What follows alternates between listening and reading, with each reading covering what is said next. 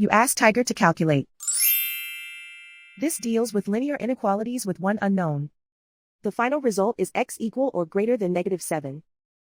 Let's solve it step by step. Group all x terms on the left side of the inequality. Add 3x to both sides.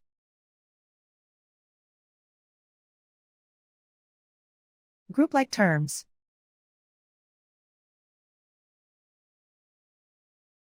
Simplify the arithmetic.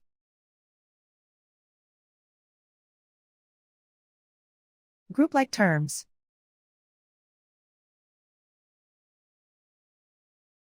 Simplify the arithmetic.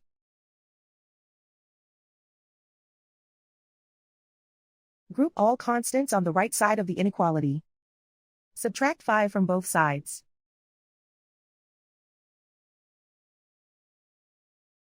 Simplify the arithmetic.